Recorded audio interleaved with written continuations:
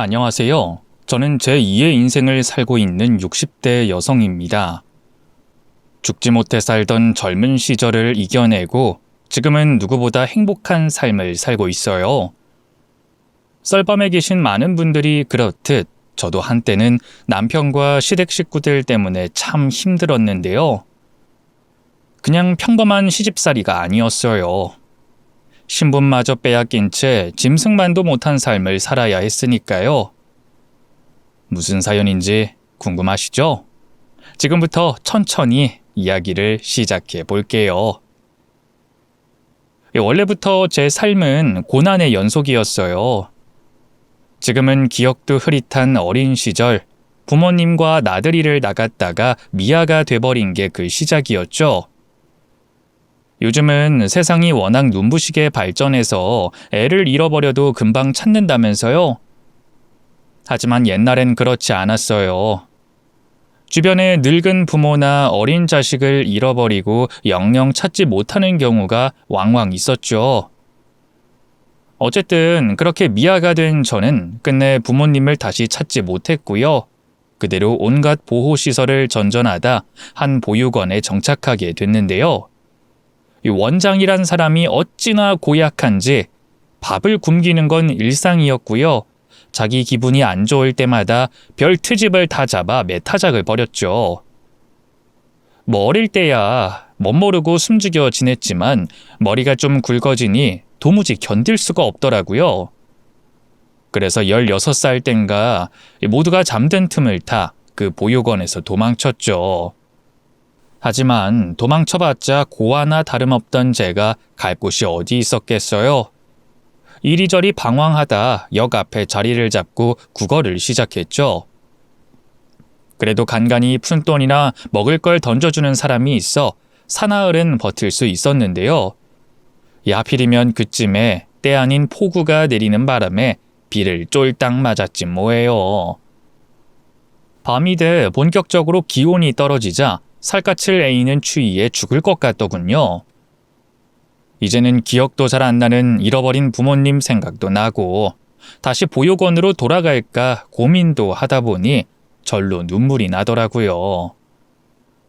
그렇게 혼자 얼마나 울었을까요? 갑자기 머리 위에서 낯선 남자의 목소리가 들려오더군요. 예, 너 왜 이렇게 혼자 울고 있어? 부모님은? 머리가 반쯤 하얗게 센 아저씨였어요. 남루한 점퍼 차림에 험상궂은 얼굴이 딱 봐도 수상해 보였죠. 제가 잔뜩 경계하며 도망가려 하자 아저씨가 황급히 다시 입을 열었어요.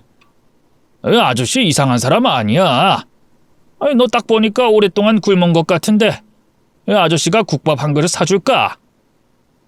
그냥 무시했어야 하는데 일주일간 먹은 것이라곤 물 약간과 김밥 한 줄뿐이던 제게 그 말은 너무나 유혹적이었어요.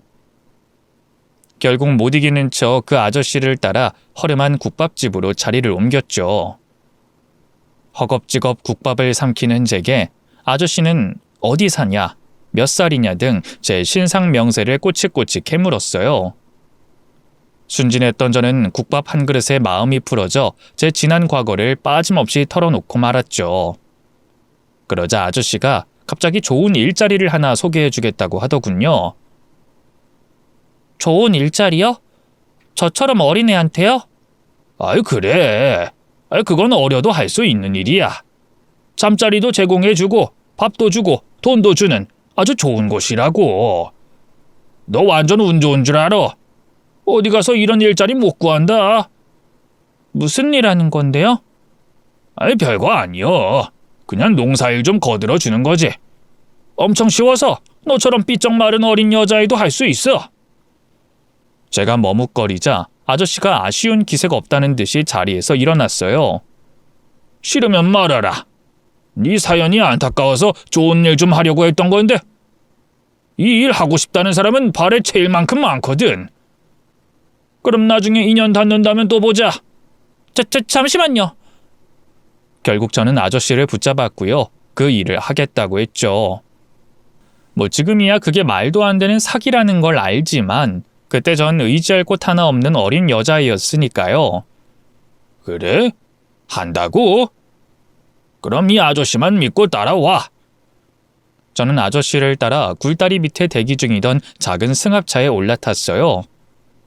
꼬박 하루를 달려 도착한 곳은 한 외딴 시골 마을이었죠. 그곳에서도 한참을 더 굽이굽이 길도 없는 곳을 따라 얼마나 들어갔을까요? 마침내 시멘트로 얼기설기 지은 집이 한 채 나오더군요. 도착했다. 내리거라. 그 사장님 부부 만나면 싹싹하게 인사드리고. 알겠지? 아저씨와 함께 차에서 내리니 웬 중년의 농사꾼 부부가 저를 맞이했어요. 둘 다 눈이 작고 쫙 쬐진 게 심술궂은 인상이었죠. 저를 못마땅하게 훑어보던 것도 잠시, 이내 부부 중 남편이 입을 열더군요. 이건 몇 살입니까? 건드리면 픽 쓰러질 것 같은데 일이나 제대로 할 수 있겠어요? 아이고 사장님 걱정도 팔자야. 걱정 마세요. 이래봬도 악발이니까. 일단 한번 데리고 있어보고 정 마음에 안 든다 싶으면 다시 연락해요. 그땐 몰랐지만 사실 그 아저씨는 소개비 30만 원에 저를 그 집에 팔아넘긴 거였어요. 일종의 인신매매였죠. 아저씨는 그렇게 저를 남겨두고 봉고차를 탄 채 떠나버렸고요. 저는 그 집에서 숙식과 약간의 돈을 제공받고 일단 3개월만 일해보기로 했네요. 처음엔 어떻게든 일을 잘 해서 그 집에서 버텨보겠다는 심산이었어요. 숙식도 해결해 주는데 돈까지 준다니 미성년자 떠돌이에게 이보다 더 좋은 조건은 없었으니까요. 하지만 일의 강도는 제 생각보다 더 높았어요. 부부는 저를 단 1분도 못 쉬게 하고 끊임없이 부려먹었죠. 하루 채 4시간도 못 자면서 밭일은 물론 각종 잡일과 집안일을 해야 했죠. 어린 여자애가 감당하기 힘들 만큼 살인적인 일과였네요. 게다가 주인 부부는 약속했던 봉급도 주지 않았어요. 따져도 봤지만 돌아오는 건 쓰라린 매질 뿐이었죠. 그제야 뭔가 일이 단단히 잘못됐다는 걸 깨달았네요. 저 그냥 그만둘래요. 다시 서울로 보내주세요. 제 애원에 주인 부부는 코웃음을 쳤어요. 우리가 널 30만 원이나 주고 샀는데 가긴 어딜 가? 참말 말고 얼른 나가서 김이나 매. 제발 보내주세요. 네? 돈은 서울 가서 제가 갚을게요. 헛소리하고 있네. 이게 또 맞아봐야 정신 차리지? 아내의 눈짓에 남편이 광에서 삽자루를 가져왔어요. 그리고 그걸로 제 어깨며 다리를 닥치는 대로 때리기 시작했죠. 아파요. 때리지 마세요. 너무 아파요. 시끄러. 어디서 주제도 모르고 일을 그만두니 많이 해? 그렇게 입 놀릴 시간에 일이나 열심히 할 것이지. 어쩌다 이런 걸 들여선? 아우 속 터져. 심할 땐 정신을 잃을 때까지 맞기도 했는데요. 그게 인이 박혀서일까요? 나중엔 어디서 큰 소리만 나도 흠칫해 눈치를 살피게 되더군요. 약속했던 3개월이 지나도 부부는 저를 풀어주지 않았어요. 오히려 일의 양은 갈수록 더욱 늘어났고요. 밥은 챙겨주긴커녕 자기들이 먹던 거나 상한 걸 개죽처럼 섞어주기 일쑤였죠. 견디지 못해 도망치려고 시도도 해봤는데요. 집이 워낙 외진 곳에 있어 차도 없고 지리도 모르는 저로서는 불가능에 가까웠네요. 붙잡힐 때마다 나무 강목이나 쇠파이프로 미친 듯이 맞았기 때문에 나중엔 그마저도 포기하게 됐죠.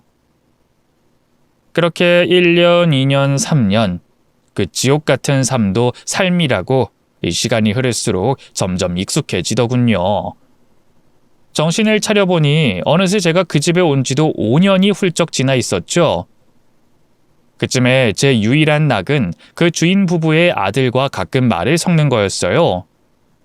이 부부에게는 저보다 7살 많은 아들이 하나 있었는데요. 이 대학 때문에 멀리 나가 살다 제가 20살이 됐을 땐가부터 함께 살기 시작했죠. 듣기로는 원래 서울에서 취업하려고 했는데 뭐가 잘 안 돼서 다시 고향으로 돌아왔다 하더라고요. 그 집 아들이 맨날 하는 짓이라곤 먹고 자고 노는 것뿐이었어요. 허구한 날 친구들과 어울려 술이나 퍼먹고 다녔고요. 가끔은 동네 어른들과 시비가 붙기도 했죠.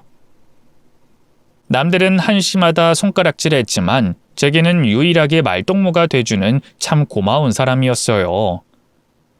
어쩌다 마주치면 다정하게 이름을 부르며 실없이 농을 걸기도 했고요. 장에서 사왔다면서 붕어빵이나 뻥튀기 같은 간식을 주기도 했죠. 그래서 어느 날 술에 잔뜩 취해 들어온 그 사람이 제게 입을 맞췄을 때도 전 밀어내지 못했어요. 제가 그 사람을 사랑하고 있었던 건진 잘 모르겠어요. 어쨌든 제게 유일하게 따뜻하게 대해주던 그 사람을 밀어내고 싶지 않았던 것 같아요. 함께 하룻밤을 보낸 뒤로 그 사람은 더욱더 제게 다정해졌어요. 저를 몰래 읍내로 데리고 나가 새 신발을 사주기도 했고요. 처음으로 극장에서 같이 영화를 보기도 했네요. 시간이 흐를수록 저는 점점 더 그 사람에게 마음을 주게 됐고요. 그 사람 역시 저를 많이 사랑하는 것처럼 보였어요. 급기야 만난 지 반년쯤 됐을 때 그 사람이 제게 결혼하자고 하더군요. 부모님은 자기가 어떻게든 설득해 보겠다면서요. 그냥 하는 말일 거라고 생각했는데 그 사람은 다음 날 정말로 부모님에게 저희 관계를 알렸어요. 당연히 주인 부부는 난리가 났죠. 특히 예비 시어머니라고 해야 할까요? 그분은 너무 흥분해선 저를 당장 찢어 죽일 것처럼 달려들었죠. 이 망할 년! 어디 감히 주제도 모르고 내 아들을! 이래서 기집애는 애초에 집에 들이는 게 아니었는데 이 년이 꼴에 지도 여자라고 내 아들한테 풋냄새를 풍기면서 꼬리를 쳐? 내 인연 어디 오늘 내 손에 한번 죽어봐라! 엄마 이러지 마세요. 내가 먼저 꼬셨어요. 내가 반해서 쫓아다닌 거라고요. 이 여자 죽일 거면 나도 같이 죽여요. 난 이 여자 없으면 못 사니까. 남자친구는 예비 시부모님 앞에서 저를 적극적으로 보호했어요. 그 모습을 본 예비 시어머니는 두 눈이 횟가닥 돌았고요. 결국 분을 이기지 못해 그 자리에서 혼절하고 말았죠. 그 뒤로 결혼을 허락받기까지 얼마나 우여곡절이 많았던지 그 지난 과정을 여기에 다 풀어놓을 수는 없을 것 같고요. 어쨌든 중요한 건 아들의 끈질긴 고집에 결국 예비 시부모님이 두 손 두 발 다 들었다는 거예요. 그렇게 사귄 지 1년 만에 저는 남자친구와 한 방을 쓰게 됐고요. 그 집안 며느리로 인정받게 됐죠. 비록 남들 다 하는 식 한 번 올리지 못했지만 그래도 참 꿈 같았네요. 물론 결혼했다고 해서 제 삶이 확 달라진 건 아니었어요. 전 여전히 그 집에서 며느리의 탈을 쓴 하녀일 뿐이었습니다. 새벽같이 일어나 집안일을 하다 날이 밝으면 밭에 나가 열심히 일했고요. 어두워지면 또 집에 돌아와 밀린 집안일을 했죠. 매일이 그저 고된 노동의 연속이었네요. 슬쩍 남편에게 도와달라 얘기해 보기도 했는데요. 남편이 좀 옛날 사람이라서 그럴까요? 다른 집 며느리들도 다 그렇게 산다면서 우는 소리 하지 말라 일축하더군요. 온갖 감언이설로 달콤하게 저를 꼬실 땐 언제고 결혼 후 남편은 너무 빠르게 변해갔어요. 시부모님 밑에서 농사일을 배우긴커녕 허구한 날 술을 진탕 마시고 늦게 들어왔고요. 나중엔 도박에 빠져 집안 재산을 반 이상 날려먹었죠. 시부모님은 그마저도 제 탓을 했네요. 제가 아내로서 제 역할을 못하니 남편이 밖으로 돌기만 하는 거라고요. 특히 시아버지는 손주에 대해 엄청 눈치를 주셨어요. 나부끄러운 질문도 서슴없이 하셨죠. 에이, 애라도 있어야 용철이가 마음을 잡을 텐데 시도를 하긴 하는 거냐? 네가 서툴러서 용철이가 피하는 건 아니고. 그런 건 아니에요, 아버님. 근데 왜 결혼한 지 2년이 넘도록 애가 안 생겨? 혹시 너 어디 몸에 하자라도 있는 거 아니냐? 그건 저도 잘 모르겠어요. 아유, 답답해. 용철이 그 자식은 여자 보는 눈도 없지. 저분커녕 집안에서 하인으로나 부리면 딱일걸. 정실 부인으로 앉혔으니. 시아버지의 모욕적인 말에 남몰래 울기도 여러 번이었죠. 도저히 못 견디겠어서 남편에게 좀 더 노력해보자, 약이라도 먹자 쫄라보기도 했는데요. 남편은 아직 철이 덜 들어서일까요? 본인 2세를 낳는 것엔 영 관심이 없었어요. 오히려 때 되면 어련히 생길 텐데 귀찮게 하지 말라며 화를 내기 일쑤였죠. 시간이 흐를수록 남편은 제게 점점 더 무심해져 갔어요. 봄날의 햇살처럼 따뜻했던 시선은 겨울의 서리발처럼 차가워졌고요. 언젠가부터 잠자리에서 아예 제게 등을 보이고 눕더군요. 어둠 속에서 남편의 무정한 등을 바라보고 있자면 확 죽고 싶은 생각까지 들었네요. 남편의 마음이 제게서 떠났다는 걸 눈치챈 시부모님은 다시 저를 대놓고 구박하기 시작했어요. 그래도 일 못한다면서 야단치는 건 견딜 수 있었는데요.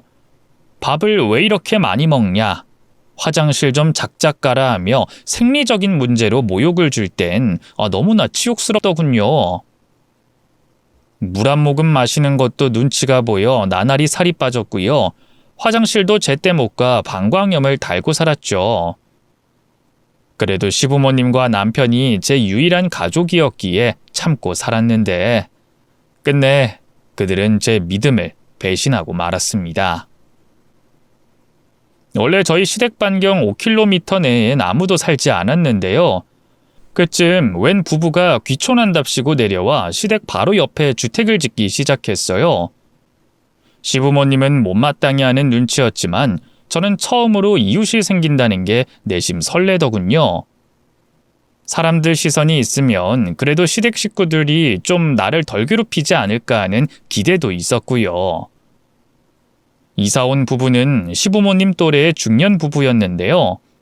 둘 다 농산일은 처음인지 아무래도 서투른 부분이 많았어요. 그래서 저희 시부모님께도 자주 조언을 구했는데요. 두 분 다 그다지 살가운 성격은 아니라 별 소득은 없었죠. 그래서 대신 제가 시부모님 몰래 이런저런 조언을 주곤 했어요. 저도 꽤 오랫동안 시댁 농산일을 도우며 아는 게 많아졌으니까요. 그래서 그 부부와 알게 모르게 많이 친해지게 됐죠. 그날로 홀로 밭에서 김을 메고 있는데 이웃 아주머니가 저를 찾아오셨어요. 또 농산일 하다 뭔가 막히는 게 생겼나 싶어 얼른 달려갔는데요. 이게 웬걸, 아주머니가 뜻밖의 얘기를 하더군요. 새댁, 내가 남의 집안일엔 참견 안 하려고 했는데 아무래도 새댁이 마음에 걸려서 말이야. 네? 그게 무슨 말씀이세요? 바깥 양반 요즘 좀 이상하지 않아? 저희 남편이요? 갑작스러운 남편 언급에 당황스럽던 것도 잠시, 아주머니가 너무나 충격적인 말을 했습니다. 바깥 양반이 아무래도 바람이 난 것 같아. 우리 남편이 며칠 전에 읍내 나갔다가 바깥 양반을 봤는데 웬 젊은 여자 허리를 끌어안고 걸어가더래. 그래서 몰래 뒤를 쫓았는데 같이 그 여자 집까지 들어갔다지 뭐야? 아무래도 보통 사이는 아닌 것 같아. 아주머니는 본인이 말했다는 건 비밀로 해달라는 부탁을 마지막으로 다시 집으로 돌아갔어요. 혼자 남겨진 저는 온몸에 힘이 빠져 밭일이고 뭐고 아무것도 할 수 없었죠. 홀로 넋이 나가 있다가 일단 남편 짐이라도 뒤져보자 싶어 집으로 들어갔는데요. 늘 밖으로만 떠돌던 남편이 웬일로 그날따라 집에 있더군요. 눈이 뒤집어져 바로 남편에게 달려갔죠. 당신 혹시 바람 펴요? 뭐? 그게 갑자기 무슨 소리야? 지난번에 어머님 따라 읍내 나갔을 때 당신을 우연히 봤어요. 웬 여자랑 찰싹 달라붙어 걸어가던데. 저는 남편이 오리발을 내밀까 걱정했어요. 하지만 이게 웬걸. 남편은 아무렇지 않게 자신의 외도를 인정하더군요. 그래, 뭐 다 봤다는데 뭐 굳이 숨기는 것도 웃기고 솔직하게 말할게. 장미라고 다방에서 일하는 레지인데 내가 좋다고 하도 쫓아다녀서 요즘 좀 만나고 있어. 그게 뭐? 그게 뭐냐니? 이미 가정이 있는 남자가 그러면 안 되는 거잖아요. 그거 바람 피는 거잖아요. 안 그래요? 떨리는 목소리로 반박하자 남편이 입가에 비웃음을 띄었어요. 바람은 무슨... 내가 너랑 정식으로 혼인신고하고 사는 것도 아닌데... 남편의 그 말에 뒤통수를 한 대 얻어맞은 것처럼 얼얼한 통증이 찾아왔어요. 씻을 수 없는 배신감에 온몸이 떨렸죠. 어떻게 당신이 나한테 이럴 수가 있어요? 평생 나만 보겠다고, 나 행복하게 해주겠다고 했잖아요. 그런 사람이 어떻게... 우리가 결혼한 게 아니면 전 대체 당신한테 뭔데요? 네? 살면서 처음으로 남편에게 목소리를 높여 따졌던 것 같아요. 하지만 남편은 반성하긴커녕 오히려 있는 대로 성질을 내더군요. 이게 오냐오냐 해주니까 내가 아주 우습게 보여? 네가 뭐긴 뭐야. 우리 집 무술이지. 무술이요? 내가 무술이라고요? 그래. 우리 부모님이 돈 주고 사온 무술이. 야, 넌 거울도 안 보냐? 그나마 옛날엔 어린 맛에라도 봐줄만 했지. 지금은 가뜩이나 못생긴 얼굴이 반일에 시꺼멓게 그을렸지. 몸은 살이 쭉 빠져서 아주 보잘것없지. 너 같은 여자를 데리고 살아주는 것만으로도 고마운 줄 알아. 남편의 모욕적인 말에 저절로 두 눈에서 눈물이 흘렀어요. 하지만 제가 울어도 남편은 옛날처럼 달래주지 않았죠. 오히려 왈칵 성을 내더군요. 또 우냐? 아우, 지긋지긋해. 울 거면 안 보이는 곳에 가서 혼자 조용히 울어. 당장 꺼지라고. 결국 저는 방에서 쫓겨나 거실로 나왔어요. 너무 큰 충격을 받으니 숨도 잘 쉬어지지 않더군요. 주저앉아 가슴을 치며 우는데 때마침 주방에 있던 시어머니가 밖으로 나왔어요. 이미 저희가 다투는 소리를 다 들은 모양이더군요. 시어머니는 금방이라도 숨이 넘어갈 것처럼 오열하는 저는 보이지도 않는다는 듯이 입을 열었어요. 예, 너는 용철이가 다른 여자 만나는 게 뭐 대수라고 일하다 말고 여기까지 쫓아와서 따지니? 그럼 용철이가 설마 평생 너만 보고 살 줄 알았어? 어머님, 그치만 이제 그 호칭도 좀 우습다. 용철이 마음도 떠나는데 어머님은 무슨... 그러게 기회가 있을 때 잘했어야지. 네가 진짜가 아내로서 며느리로서 잘했어 봐라. 남자가 밖으로 돌 일이 있겠니? 하여간 지 팔자 지가 꼰다고. 에휴. 마치 남편의 바람이 제 탓이라는 양 말하는 시어머니를 보고 있자니 너무 서러웠어요. 하지만 오랫동안 맞고 살아 그런지 차마 대거리하진 못하겠더군요. 결국 전 조용히 화장실로 도망쳤고요. 그곳에서 홀로 숨죽여 울기 시작했습니다. 그쳐보려고 해도 한번 북받친 설움은 쉽게 가라앉지 않았어요. 급기야 곡소리를 내면서 오열까지 했지만 남편도 시부모님도 그 누구 하나 신경 쓰지 않았죠. 아, 시아버지가 시끄럽다면서 역정을 내긴 하셨네요. 시어머니도 빨리 나와서 일이나 하라며 닥달하셨고요. 결국 저는 울다 밖으로 나와 다시 밭일을 했고요. 시부모님을 위해 저녁상까지 차려드려야 했네요. 남편은 제가 꼴보기 싫었던 건지 어쩐 건지 컴퓨터 방에서 혼자 드러누워 자고 있더군요. 자정이 돼서야 간신히 이부자리에 누울 수 있었는데요. 고장난 수도꼭지처럼 또 눈물이 새어나오기 시작해 한참을 울었네요. 그렇게 얼마나 울었을까요? 잠깐 까무룩 잠들었다 다시 눈을 뜬 건 배 한쪽에서 느껴지는 끔찍한 통증 때문이었어요. 요 며칠 속이 더부룩하고 이상하게 소화가 잘 안 되는 느낌이더라니 체해도 단단히 체했구나 싶어 겁이 덜컥 났죠. 급하게 약상자를 뒤져 소화제를 삼켰는데요. 그래도 괜찮아지긴커녕 더욱더 아프기만 하더라고요. 나중에 나의 식은땀이 턱에 고여 바닥에 뚝뚝 떨어질 정도였죠. 예전에 남편이 한번 맹장이 터져 병원에 실려간 적이 있었거든요. 그때와 증상이 똑같더라고요. 그제야 이건 버틴다고 될 일이 아니다. 병원에 가야겠다는 생각이 들었죠. 걷지도 못하겠어서 간신히 거실로 엉금엉금 기어 나왔는데 때마침 시어머니가 나오시더군요. 워낙 밤잠이 없는 분인데 그날따라 또 유독 일찍 일어나신 것 같더라고요. 저를 발견한 시어머니가 바로 가자미 눈을 하더군요.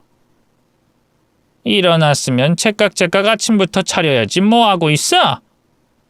도대체 누굴 닮아 저리 게으른지? 아유, 저러니 내 아들이 바람이 안 나고 배겨? 서러움이고 뭐고 당장 배가 너무 아파 아무 생각도 들지 않았어요. 시어머니를 향해 간신히 입을 열고 도움을 요청했죠. 어머님, 저 배가 너무 아파요. 아무래도 병원에 가봐야 할 것 같아요. 사실 시부모님은 어지간해선 저를 병원에 데려가지 않았어요. 제가 어디가 어떻게 아프든 집에 있는 비상약으로만 해결하려 했죠. 그러다 딱 한 번 엄청 독한 감기에 걸려 사경을 헤맸던 적이 있는데요. 그때 남편 사촌 누나 중에 저와 나이가 비슷한 분이 한 분 계셔서 그분의 건강보험을 빌려다가 병원에 갔었네요. 제 추측이지만 아마 병원에 데려갔다가 인신매매했던 게 걸릴까봐 그랬던 게 아닐까 싶어요. 어쨌든 그런 상황이었으니 당연히 시어머니에겐 제 말이 씨알도 먹히지 않았어요. 오히려 눈을 부라리면서 어디 주제도 모르고 병원 얘기를 꺼내냐며 야단을 치시더군요. 이게 아주 배가 불렀지? 내가 너한테 어머님이라고 부르게 해주니까 진짜 네가 우리 집안 며느리라도 된 줄 알아? 착각하지 마. 넌 그냥 우리 아들이 한때 갖고 놀다 질린 장난감에 불과하니까. 어디서 주제도 모르고 나한테 병원을 데려가라 말라 명령질을 해? 어머님, 그게 아니라 저 정말 배가 아파요. 아무래도 맹장 같은데. 맹장은 무슨 맹장? 애가 아주 갈수록 웃기고 있네. 제 애원에도 시어머니는 코웃음만 쳤어요. 오히려 억지 연극 그만하라면서 다가와 저를 억지로 일으켜 세우더군요. 그리고는 글쎄 엄살 부리지 말라면서 제 배를 주먹으로 치는 게 아니겠어요. 가뜩이나 아픈데 얻어맞기까지 하니 눈앞이 끔찍한 고통으로 새하얘지더라고요. 그대로 쓰러져 바닥을 떼굴떼굴 굴렀네요. 어머님, 저 배가 너무 아파요. 배가 찢어질 것 같다고요. 내가 가짜는 엄살 그만 부리라고 했지. 엄살이 아니에요. 저 정말 너무 아프다고요. 조용히 안 해? 아주 온 동네 사람들 다 깨우려고 작정했구나. 그렇게 한창 시어머니와 신랑이 아닌 신랑이를 하고 있자니 제법 소란이 일었어요. 결국 시아버지와 남편까지 잠에서 깨 거실로 나왔죠. 엄마, 잠 좀 잡시다. 아침부터 왜 이렇게 시끄러워요? 남편의 투정에 시어머니가 제 쪽으로 눈을 흘겼어요. 제가 맹장이란다. 죽겠다고 자기 좀 병원에 데려다 달래. 그 말에 맹장이 터져본 적 있는 남편이 화들짝 놀라더군요. 진짜요? 그럼 얼른 병원 데려가야 하는 거 아니에요? 맹장 터지면 진짜 아픈데? 그래도 꼴에 남편이라고 병원 얘기를 꺼내긴 하더군요. 그 말이 마치 구원처럼 들려 남편 쪽을 바라보며 애원했죠. 맞아요. 여보, 저 지금 너무 아파서 죽을 것 같아요. 제발 저 좀 병원에 데려가 주세요. 네? 그러나 남편은 흘끔 시어머니 쪽을 보다 제 시선을 외면했어요. 그쯤 남편은 도박으로 집 재산을 날린 것 때문에 부쩍 집 부모님 눈치를 보고 있었는데요. 이런 순간에도 그 꼴을 보고 있자니 너무 서운하더라고요. 그래서 저도 모르게 이를 악물며 정말 너무들 하세요. 사람이 이렇게 아파서 죽어가고 있는데 하며 한탄했죠. 그러자 시어머니가 갑자기 대뜸 노성을 지르더군요. 아이고, 그깟 맹장 터졌다고 사람이 죽으면 죽을 사람이 아주 새빠지게 널렸다. 엄살 피우지 마. 맹장 터져도 안 죽는다. 당장 일어나서 밥이나 차려. 그 말에 간신히 참고 있던 눈물이 팽 돌더군요. 손등 위로 뚝뚝 뜨거운 눈물이 떨어졌어요. 그럴수록 배에선 더욱더 격렬한 통증이 느껴졌죠. 더는 견디지 못하겠어서 배를 부여잡고 그대로 숨을 몰아쉬는데 남편이 갑자기 제 쪽으로 다가오더군요. 그만하고 방에 들어가서 좀 쉬어. 정 못 참겠거든. 다시 말하고. 저를 위하는 척 그따위 망발을 하는데 절로 사리가 끓어오르더라고요. 그런 제 마음을 아는지 모르는지 남편은 제게서 뒤돌아섰어요. 그리고는 시부모님을 부엌 식탁 쪽으로 데려가더군요. 제 아픈 것 같으니까 오늘 아침은 그냥 대충 있는 걸로 먹어요. 네? 전 아침 안 먹을 거니까 먼저 나갈게요. 아침부터 또 어딜 나간다고? 친구들하고 약속이 좀 있어요. 너 도대체 농산일을 언제부터 배운다는 거야? 시어머니의 잔소리에 남편은 들은 척도 않고 밖으로 나가버렸어요. 직감적으로 다방 레지인지 뭔지 그 내연녀를 만나러 간다는 생각이 들더군요. 어떻게든 그것만은 막아야겠다는 생각에 간신히 일어섰어요. 그리고 남편을 쫓아 허겁지겁 밖으로 나갔죠. 하지만 채 몇 걸음 걷기도 전에 저는 지독한 통증에 다시 주저앉고 말았고요. 거의 기다시피 해서 대문 밖을 나왔을 때 이미 남편은 그림자조차 보이지 않았어요. 이미 차를 타고 멀리 가버린 것 같더군요. 남편에게 완전히 버려졌다는 비참함이 든 것도 잠시 또다시 창자를 에이는 듯한 끔찍한 고통이 찾아왔어요. 숨이 콱 막히면서 이대로 이렇게 죽는구나 하는 생각마저 들었죠. 그런데 바로 그때였어요. 어디선가 기척이 느껴진다 싶더니만 이웃집 아주머니가 저를 발견하고 다가오더군요. 아이고 새댁 괜찮아? 정신 좀 차려봐. 아주머니 저 배가 너무 아파요.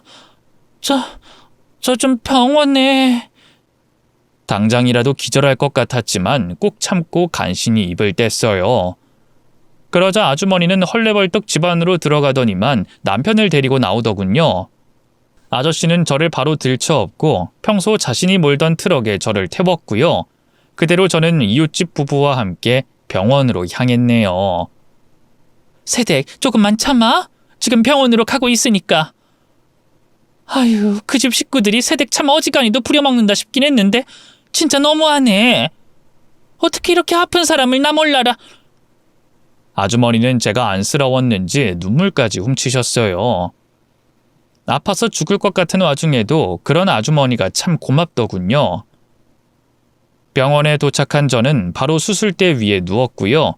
곧 의사와 간호사들이 제 주변을 에워쌌어요. 그런데 제 몰골이 그렇게나 말이 아니었던 걸까요? 제 얼굴을 살피던 의사 선생님이 흠칫하면서 뭐라 말을 걸더군요.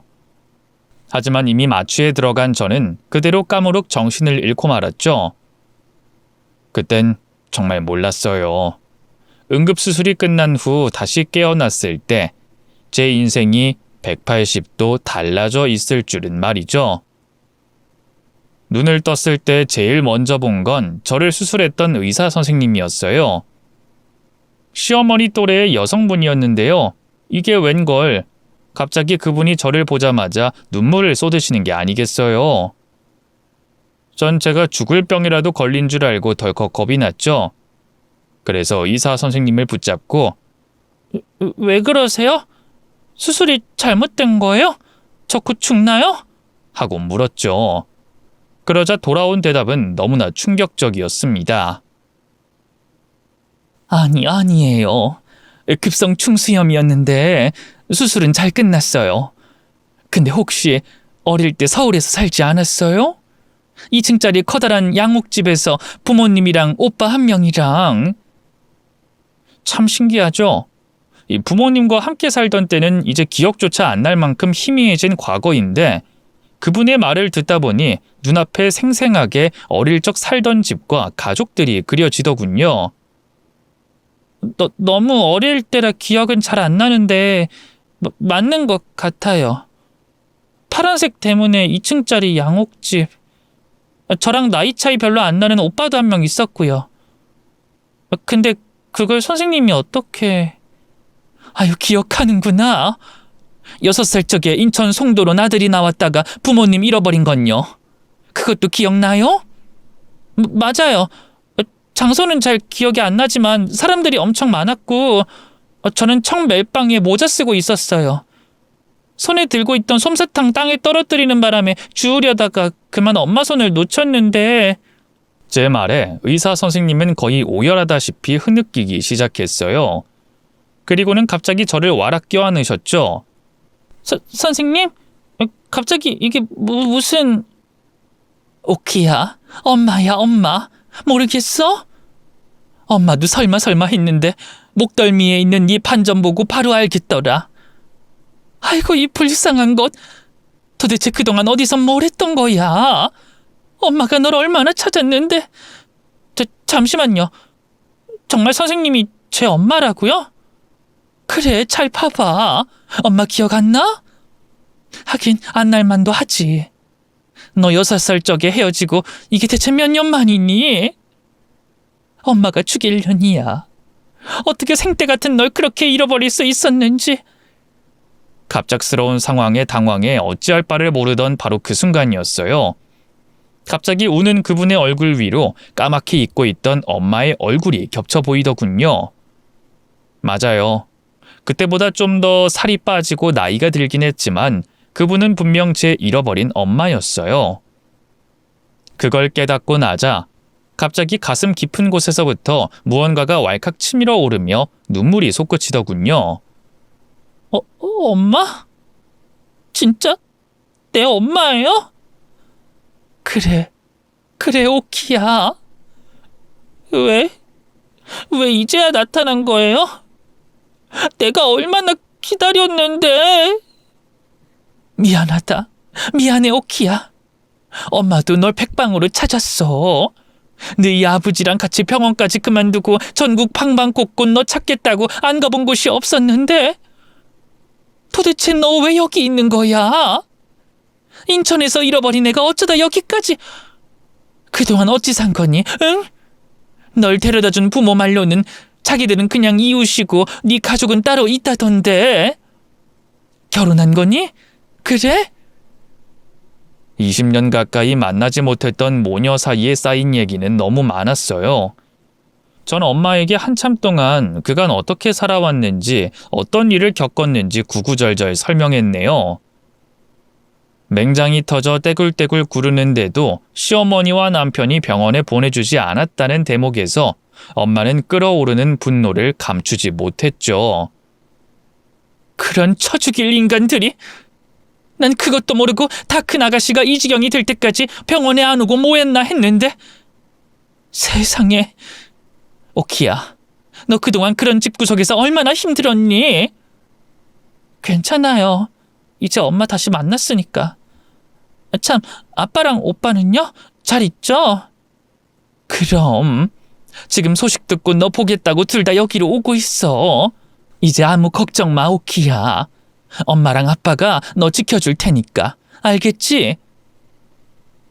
너무 오랜만에 느껴보는 엄마의 안락한 품 안에서 저는 다시 까무룩 잠이 들었어요. 그리고 이튿날 제외한 아빠, 그리고 오빠와 또 한바탕 눈물 세례를 한 뒤 시댁으로 향했죠. 제 짐이며 옷가지를 챙기기 위해서 말이에요. 사실 챙길 만큼 대단한 게 있는 것도 아니었지만 저를 병원으로 데리고 와준 이웃 부부에게 감사 인사도 할 겸 찾은 거였죠. 그런데 이게 웬걸, 가족들과 함께 시댁에 도착한 저는 눈앞에 펼쳐진 광경에 경악하고 말았습니다. 글쎄 시부모님과 남편이 수갑을 찬 채 경찰차에 오르고 있는 게 아니겠어요? 알고 보니 제가 잠든 새 부모님이 시댁 식구들을 경찰에 신고했더라고요. 경찰에서도 신고가 들어왔으니 일단 조사나 해보자 하는 마음으로 출동한 거였는데 시아버지와 남편이 너무 거세게 반항하는 바람에 결국 수갑까지 채운 거였죠. 저를 제일 먼저 발견한 시어머니가 눈에 바로 불을 켰어요. 너 인연? 경찰 양반들, 나랑 내 아들 마구 천연 잡아 쳐넣으세요. 천연이 그동안 먹이고 재워준 은혜도 모르고 감히 경찰에 신고를 해? 우리가 대체 뭘 잘못했는데? 너 조금만 기다려라, 이년아. 경찰서 나오자마자 바로 아주 매타작을 해줄 테니까. 시어머니의 무시무시한 협박에 몸이 움츠러들었어요. 그동안 하도 맞고 살아 자동 반사적으로 나온 행동이었죠. 그러자 곁에 있던 부모님이 말없이 제 어깨를 감싸주셨어요.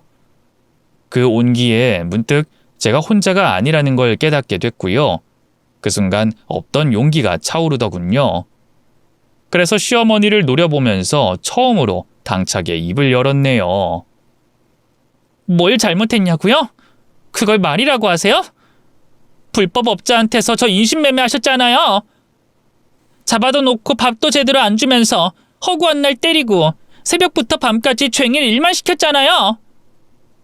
근데 어떻게 자기는 죄가 없다는 양 그렇게 말씀하실 수가 있어요? 제가 그렇게 반박할 줄 몰랐던 걸까요? 시어머니가 놀라서 허겁지겁 경찰들의 눈치를 살폈어요. 아닙니다. 2년, 아니 저희 며느리가 좀 정신이 온전치 못해서. 그래서 지금 헛소리 하는 거예요. 인신매매란요. 새아가가 우리 아들이랑 같이 살림 차린 게 벌써 몇 년인데요. 그러자 잠자코 상황을 지켜보던 남편도 말을 보탰어요. 맞습니다. 마누라가 최근에 집에 일이 많아가지고 좀 힘들어했거든요. 그래서 억하심정에 저렇게 말하는 것 같아요. 경찰 선생님들은 신경 쓰지 마십시오. 어떻게 손바닥으로 하늘을 가리려고 하는지 모자의 그 되도 않는 변명에 화가 치밀어 오르더군요. 그런 저를 보던 아버지가 앞으로 나섰어요. 제가 저희 딸아이한테 들은 말과는 완전히 상반되네요. 뭐 법정에서 시시비비를 가려보면 되겠죠. 안 그렇습니까? 그러자 남편이 바로 쌍심지를 켜며 저희 아버지에게 대들었어요. 뭐야 당신은? 남의 집 일에 상관하지 말고 썩 꺼져. 남의 집 일이라뇨? 제 딸 일인데. 뭐? 딸? 소개가 늦었습니다. 전 서울 땡땡병원 병원장으로 있는 김병필이라고 합니다. 이쪽은 같이 병원에서 일하고 있는 제 아들이고요. 이쪽은 이 지역 땡땡병원에서 일하는 집사람입니다. 이 집사람이 우연히 병원에 실려온 오키 수술을 집도하게 되면서 근 20년 만에 가족 상봉을 하게 됐죠. 아버지의 말에 시부모님과 남편의 얼굴이 사색이 됐어요. 귀신이라도 본 것처럼 하얗게 질리는 꼴이 참 볼만하더군요. 뒤늦게 정신을 차린 시아버지가 처음으로 입을 열었어요. 그럼 두 분이 우리 며느리 친정 부모님? 네, 맞습니다. 아이고, 인사가 늦었습니다. 그런데 진짜 오해입니다. 사돈, 저희가 며느리를 돈 주고 사서 부려먹기만 했다뇨? 절대 아닙니다. 그러니까 그건 법정에서 한번 따져보자고요. 참고로 제가 법조계 쪽에 지인분들이 많거든요. 죄가 있다면 무슨 수를 써서든 그 죄값 물을 작정이니 각오하시는 게 좋을 겁니다. 아버지의 협박 아닌 협박에 그제야 겁이 난 걸까요? 갑자기 시어머니가 제 쪽을 향해 다급하게 무릎을 꿇었어요. 그리고 옆에 서 있던 시아버지도 강제로 꿇어앉히고는 허겁지겁 말을 쏟아내더군요. 미안하다 아가. 내가 다 잘못했다. 제발 한 번만 용서해 주렴. 응? 그래도 그동안 한 식구랍시고 함께 살았던 정이 있잖니. 그 파렴치한 말을 듣고 있자니 참 기가 막히더군요. 정이라뇨? 전 어머님하고 같이 살면서 허구한 날 눈칫밥 먹고 혹사당하고 맞은 기억밖에 없는데 어떻게 정이 쌓일 수 있겠어요? 제 말에 시어머니는 아무 말도 하지 못했어요. 그러자 그 옆에서 눈치를 살살 보고 있던 남편이 얼른 무릎을 꿇고 싹싹 빌더군요. 난 다르지 여보? 그래도 우린 부부잖아. 당신 나 사랑한다며. 나밖에 없다며. 나도 그래. 아니, 난 당신이 우리 부모님한테 구박받을 때 막아준 적도 있고, 그치? 이 와중에도 가짜는 수작질을 부리는 남편이 역겨웠어요. 시부모님은 아들이 자기를 저버렸다는데 충격을 받았는지 뒷목을 잡더군요. 그러거나 말거나 남편은 계속해서 뻔뻔하게 입을 열었어요. 사실 엄마랑 아버지 때문에 어쩔 수 없이 당신한테 냉랭하게 군 거지. 나는 당신한테 더 잘해주고 싶었어. 왜 안 그랬겠어? 내가 사랑하는 내 하나뿐인 마누란데. 여보, 난 엄마가 당신 업자한테 사오는 것도 까맣게 몰랐어. 나도 그냥 피해자일 뿐이라고. 남편의 마지막 말이 제 신경을 탁 건드렸어요. 어떻게 감히 자기를 피해자라고 지칭할 수 있는 건지 속에서 천불이 나더군요. 피해자? 지금 피해자라고 했어? 그래. 당신이 우리 집 올 때 난 학교 다니느라 여기 없었고 나중에 알게 된 뒤엔 뭐 어쩔 도리가 없었어. 그렇다고 우리 부모님을 경찰에 신고할 수도 없고. 좋은 게 좋은 거라고. 웃기지 마. 방관자 내지는 또 다른 가해자겠지. 당신 내가 어머님 때문에 너무 힘들다, 일이 너무 많다, 좀만 줄여달라 할 때 뭐라고 했었어? 약해 빠졌다고, 부모님이 왜 이런 걸 돈까지 주고 사왔는지 모르겠다면서 화만 냈죠? 그리고 어머님이 나 때릴 때는 모른 척 했잖아요. 거실에서 혼자 낄낄대면서 TV나 보고 있었잖아요. 그러다 몸이 필요할 때만 다정하게 굴고, 내가 일에 찌들어 점점 외모도 시들어가니까 다른 여자랑 바람까지 폈고. 그런 당신이 날 사랑한다고요? 그 말을 나더러 지금 믿으라는 거예요? 당신도 똑같아요. 두고 봐요. 당신 낳아준 부모랑 똑같이 콩밥 먹이고 말 거니까. 이제 와서 후회해봤자 늦었어요. 여보, 내가 잘못했어. 제발 한 번만 봐주라. 내가 이렇게 빌게. 급기야 남편은 눈물까지 흘리며 제게 매달렸어요. 보다 못한 부모님이 경찰에게 슬쩍 눈짓을 줬고요. 남편과 시부모님은 바로 경찰차에 태워져 그대로 연행됐죠. 그동안 시댁 식구들에게 인간 이하의 취급을 받으며 모질게 학대당한 게 터진 걸까요? 전 부모님을 끌어안고 또다시 펑펑 울다가 간신히 진정했고요. 시댁으로 들어가 짐을 챙긴 뒤 이웃집으로 향했습니다. 그리고 이웃집 부부의 손을 꼭 잡고 거듭 감사하다 인사드렸죠. 아버지는 그분들을 위해 따로 사례금까지 준비하셨는데요. 이웃집 부부는 한사코 받지 않겠다 사양했지만 제발 받아달라는 부모님의 간청에 결국 사례금을 받아주셨답니다. 그리고는 제 앞날을 축복해 주겠다며 응원해 주셨죠.